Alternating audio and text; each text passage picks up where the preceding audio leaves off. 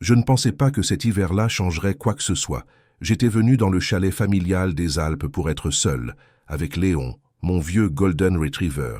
Ma femme était morte 6 mois plus tôt et je n'arrivais plus à supporter le bruit de la ville, les regards compatissants, les silences embarrassés. Je voulais du vide, du silence, peut-être même disparaître un peu. Le chalet appartenait à ma famille depuis 3 générations. Perdu à 1700 mètres d'altitude, accessible par un chemin forestier que la neige rendait impraticable en hiver, c'était l'endroit idéal pour ne plus exister. J'avais prévenu mon fils que je resterais jusqu'à mars. Il avait protesté, bien sûr. « Papa, à ton âge, seul là-haut. » J'ai 68 ans, pas 90. J'avais emporté des provisions, du bois, des livres. Et Léon. Ça me suffisait. Les premières semaines ont été calmes. Je me levais tard, sans raison de me presser. Je fendais du bois, je lisais, je regardais la neige tomber. Léon passait ses journées allongées près du poêle, levant parfois la tête quand j'ouvrais une boîte de conserve. Nous faisions de courtes promenades, jamais très loin. Le froid était sec, mordant, mais supportable. Le soir, j'écoutais le silence. Un silence si dense qu'il devenait presque palpable. Je ne pensais pas beaucoup. C'était reposant. Je me souviens de ce soir-là avec une netteté étrange. C'était début février. La météo avait annoncé une tempête, mais rien d'exceptionnel pour la région. J'avais rentré assez de bois pour 3 jours, vérifié les stocks. Vers 18 heures, le vent s'est levé. D'abord doucement, puis avec une violence que je n'avais pas anticipée. Les rafales secouaient les volets, la neige fouettait les vitres. J'ai ajouté une bûche dans le poêle et je me suis installé avec un vieux roman policier. Léon dormait. Vers 20 heures, il s'est redressé brusquement. Les oreilles dressées, le regard fixé sur la porte. Je n'ai rien entendu, à part le vent. « Qu'est-ce qu'il y a, mon vieux ?» Il a gémi, un son grave, insistant. Puis il s'est levé et a commencé à gratter la porte. Je lui ai dit de se calmer, que ce n'était que la tempête, mais il ne m'écoutait pas. Il grattait, tournait en rond, revenait gratter. C'est alors que je l'ai entendu. Entre 2 rafales, un miaulement. Faible, aigu, presque inaudible. Je me suis approché de la porte. Léon aboyait maintenant, un aboiement court, pressant. J'ai hésité. Ouvrir la porte dans une tempête pareille était stupide, mais le miaulement a repris. Un chat. Dehors. Par ce temps. J'ai fait ma première erreur. J'ai ouvert. Le vent m'a frappé comme un mur. La neige entrait en tourbillon, piquant mon visage. Léon s'est précipité dehors avant que je puisse le retenir. Il a disparu en quelques secondes, avalé par la blancheur. J'ai crié son nom. Rien. J'ai attrapé ma lampe torche, enfilé ma parka et je suis sorti. Le froid était brutal, le genre de froid qui vous brûle les poumons à chaque inspiration. Je ne voyais pas à 3 mètres. « Léon! Léon !» Ma voix se perdait dans le vent. J'ai avancé dans la direction où il avait couru en essayant de suivre ses traces, mais la neige les effaçait presque instantanément. Je commençais à paniquer. Perdre mon chien dans cette tempête, c'était le condamner. Et moi avec lui probablement. Je l'ai retrouvé 5 minutes plus tard, ou peut-être 10, je ne sais plus. Le temps se dilate dans ces moments-là. Il était à une 50aine de mètres du chalet, près d'un tronc d'arbre couché, et il creusait frénétiquement dans la neige. J'ai éclairé avec ma lampe. Il y avait quelque chose sous le tronc. Une petite masse grise. Léon a reculé pour me laisser voir. C'était un chaton. Gris, squelettique, trempé, presque immobile. Ses yeux étaient à moitié fermés. Je ne sais pas comment il était arrivé là, ni depuis combien de temps. Abandonné, sans doute. Les gens font ça parfois. Ils montent en voiture, ils abandonnent un animal, et ils repartent en se disant que la nature s'en occupera. La nature, elle, s'en fout. J'ai pris le chaton dans mes mains. Il était glacé, léger comme rien. Je l'ai glissé contre ma poitrine, sous ma veste. Léon me regardait, haletant, content de lui. « Allez, viens, on rentre. » Mais quand je me suis retourné, j'ai compris que j'avais un problème. Je ne voyais plus le chalet. La neige tombait si drue, le vent soufflait avec une telle force que je ne distinguais aucun repère. J'avais suivi Léon sans réfléchir, sans faire attention à la direction. Et maintenant, je ne savais plus où j'étais. J'ai tourné sur moi-même, cherchant une lumière, un contour familier. Rien, juste le blanc, partout, et le hurlement du vent.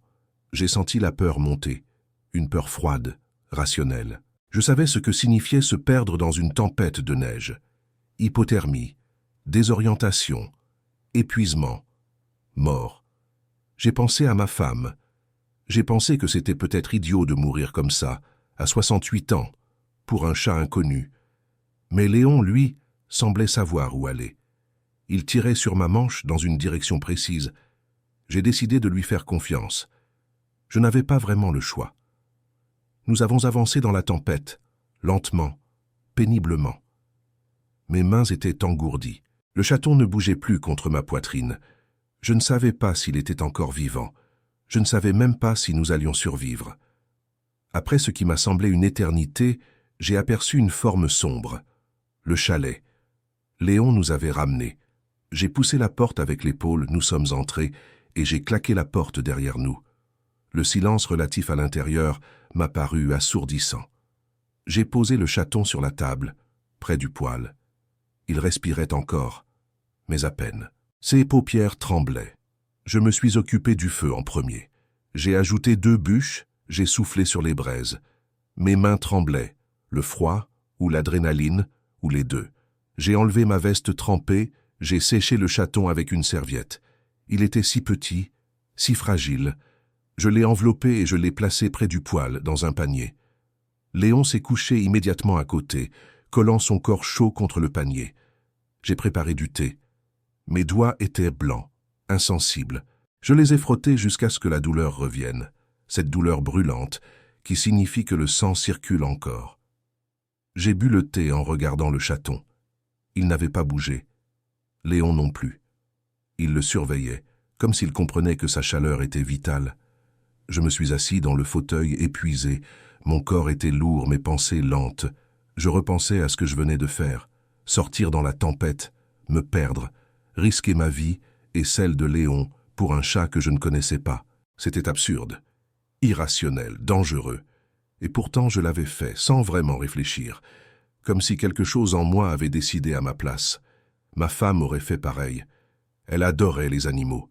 Elle aurait ouvert cette porte sans hésiter. « On ne laisse pas mourir quelqu'un quand on peut l'aider », elle disait toujours. Même pour un chat, surtout pour un chat. Je me suis surpris à sourire, puis à pleurer. Je n'avais pas pleuré depuis son enterrement. Les larmes venaient toutes seules, silencieuses, chaudes. Léon a levé la tête vers moi, inquiet. « Ça va, mon vieux. Ça va. » Mais ça n'allait pas vraiment. Je commençais à frissonner. Mes vêtements étaient encore humides. J'ai enfilé des habits secs. J'ai bu une autre tasse de thé brûlant. Le chaton respirait toujours, mais c'était un souffle si ténu que je devais me pencher pour le vérifier. J'ai essayé de lui faire boire un peu d'eau tiède avec une pipette. Il a ouvert légèrement la bouche, mais n'a presque rien avalé. La nuit a été longue.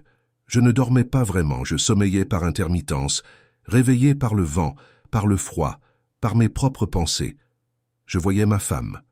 Je la voyais clairement, assise dans ce même fauteuil en train de lire, Léon à ses pieds. Elle me regardait parfois par-dessus son livre et souriait. « Tu penses trop », elle me disait. C'était vrai. J'ai toujours trop pensé. Et ce soir-là, je pensais que j'étais peut-être venu ici pour mourir. Pas brutalement, pas consciemment, mais pour me laisser glisser doucement hors de la vie. Seul, loin de tout. Mais ce chaton, aussi absurde que ça puisse paraître, venait de me rappeler quelque chose. Que la vie ne demande pas la permission. Qu'elle surgit fragile et têtue, même dans les endroits les plus improbables.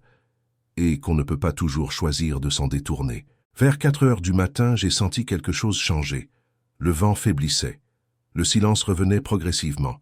Je me suis levé, j'ai vérifié le chaton. Il bougeait. Pas beaucoup, juste un frémissement d'oreille, un mouvement de pattes. Mais il bougeait. Léon l'a léché doucement et le chaton a émis un son. Un miaulement minuscule, presque inaudible. Mais un miaulement. J'ai su à ce moment-là qu'il allait survivre. Je ne sais pas comment je le savais, mais je le savais. J'ai préparé un peu de lait dilué et cette fois il a bu. Maladroitement, en toussant, mais il a bu. Léon me regardait avec cet air satisfait que prennent les chiens quand ils ont fait quelque chose de bien. « Oui, mon vieux, tu l'as sauvé. » À l'aube, la tempête s'était calmée. J'ai ouvert la porte. Le paysage était méconnaissable. La neige avait tout recouvert, tout adouci. Le monde était silencieux et blanc, d'une beauté presque irréelle. J'ai respiré l'air glacé et j'ai senti quelque chose en moi se dénouer. Une tension que je portais depuis des mois, peut-être des années. Le chaton a dormi toute la journée. Léon ne le quittait pas. Il le surveillait, le réchauffait, le léchait de temps en temps. J'ai cuisiné une soupe, j'ai relu les mêmes pages d'un livre sans les comprendre. Je regardais surtout ces deux animaux, l'un grand et vieux, l'autre minuscule et fragile, et je me demandais ce que cela signifiait. Les jours suivants ont été calmes. Le chaton a repris des forces. Il commençait à bouger, à explorer le panier, puis le sol près du poêle. Léon le suivait partout, comme un grand frère protecteur. Ils dormaient ensemble, mangeaient l'un à côté de l'autre. Moi, je les observais.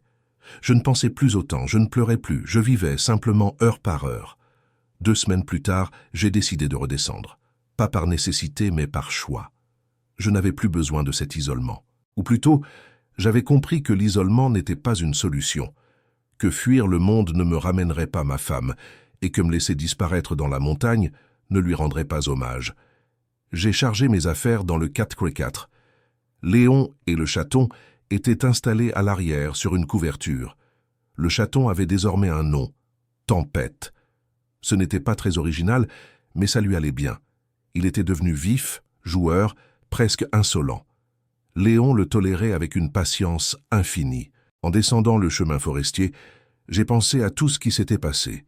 J'étais venu chercher le vide et j'avais trouvé la vie. Ou plutôt, c'est Léon qui l'avait trouvé. Ce chien qui avait senti ce miaulement dans la tempête, qui avait insisté pour sortir, qui nous avait ramenés sains et saufs. Je ne sais pas si les chiens comprennent ce genre de choses, mais Léon, ce soir-là, avait pris une décision à ma place, et c'était la bonne. Quand je suis rentré chez moi, mon fils a été surpris. « Papa, tu as l'air différent. » Je n'ai pas su quoi répondre. J'étais différent peut-être, ou peut-être juste un peu moins perdu. J'ai gardé Tempête. Mon fils a dit que j'étais fou d'avoir un chat et un vieux chien, mais Léon et Tempête s'entendaient parfaitement. Ils dormaient ensemble, jouaient ensemble, se tenaient de compagnie. Je ne suis jamais retourné au chalet cet hiver-là. Je n'en avais plus besoin. Ma femme n'était pas dans ce chalet, ni dans la montagne. Elle était dans ces petits gestes que je continuais à faire, nourrir les animaux, ouvrir la porte à un miaulement, faire confiance à un chien dans une tempête. Léon est mort l'année suivante. Vieillesse, paisiblement, dans son sommeil. Tempête était à côté de lui. Je l'ai enterré dans le jardin sous le cerisier. J'ai pleuré encore une fois, mais différemment. Sans ce poids dans la poitrine, juste de la tristesse, claire et simple. Tempête vit toujours avec moi. Il a 8 ans maintenant. Il est gros, paresseux, et il dort sur le fauteuil où ma femme s'asseyait. Parfois, quand je le regarde, je repense à cette nuit dans la tempête, au miaulement à peine audible, au choix stupide et nécessaire d'ouvrir cette porte, à Léon qui nous a sauvés tous les deux.